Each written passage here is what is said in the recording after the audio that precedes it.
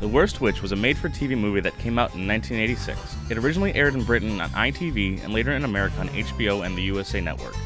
In the late 80s and early 90s, it aired on the Disney Channel, so there's a good chance if you grew up around that time and had cable, you know what this movie is. The Worst Witch takes place in a school called the Academy for Witches. The story is about a girl named Mildred Hubble who is played by Farisa Balk. She would later play a witch in the movie The Craft. Remember The Craft? That movie was huge when it came out. No one really talks about it anymore. Mildred is a kid that everybody teases. You must be the worst witch in the entire school. She messes up her spells, and all the kids just give her a hard time. Ethel's is pink. Ours is green. Particularly a girl named Ethel Howell. Mildred Hubble, the disaster area. All the witch teachers in this movie have puns for last names. There's Miss Cackle, Miss Spellbinder, and Miss Hardbroom. Is that so? Holy smokes, could she be any closer to the camera? The headmistress, Miss Cackle, has an evil stepsister named Agatha. Agatha is planning an attack to take over the school. Her motivations aren't really clear, but she's just an evil witch, and I think she just wants to do evil witch things.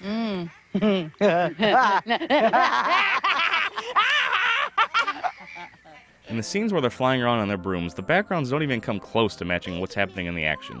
Amazing, isn't it? I feel right at home. And the perspectives of the background are all off. Everything's a different size. Halloween is coming up, and the school is preparing for the arrival of the Grand Wizard. The Grand Wizard is played by Tim Curry, and there's this giant picture of him in their hall.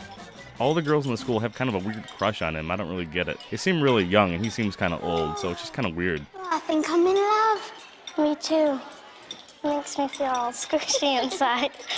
There's a scene where all the witches divide up into teams and play a game where they're trying to scare each other. Scream from dawn undercover. First point to the blues. There's a scene where Ethel puts on a mask to scare Mildred, and Mildred ends up screaming a bunch of times, awarding a bunch of points to the other team.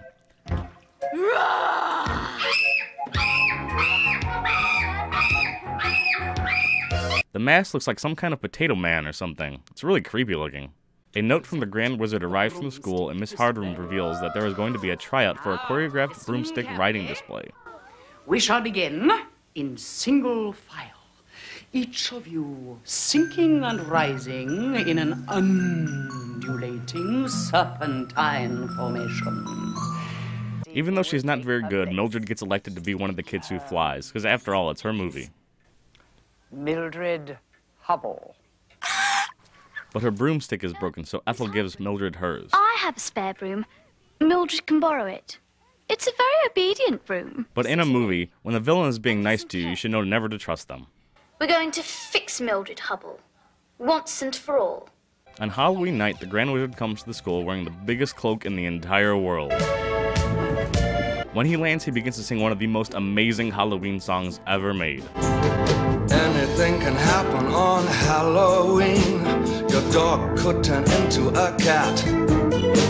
The song is done in a weird music video-esque format. There's a ton of weird things crossfading and outdated green screen effects. Christmas time brings the snow. Summertime brings the sun. But on Halloween, your blood begins to run. Something spooky's going down. This is actually the first time watching this movie I noticed he's wearing a really cool bat bow tie. Better than a video. Now I am not kidding, this video goes on for 3 minutes straight. It completely breaks the movie and just goes right into this video. No other characters are even involved, it's just Tim Curry singing. The kids put on the flying performance, and Mildred's broom starts freaking out and she ends up wrecking the whole thing.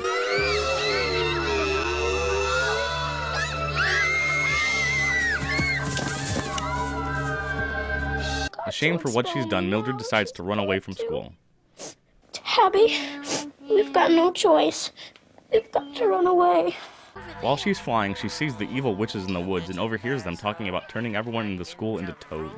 The witches see her. In a last-ditch effort, Mildred looks in her spellbook and turns all of the witches into snails. Turn these witches into snails!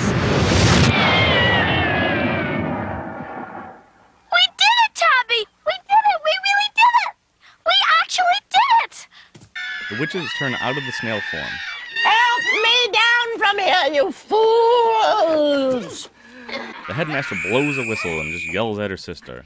The scene just ends there. You don't get to see what happens. Now what in the name of Halloween do you think you are doing? It just cuts straight to Mildred waking up. Mildred! Mildred! Come on! Miss Cackle's waiting for you in the Great Hall.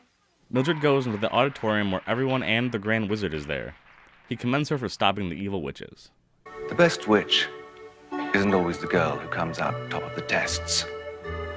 A true witch has witchcraft in her at all times. And this is what you have, Mildred Hubble.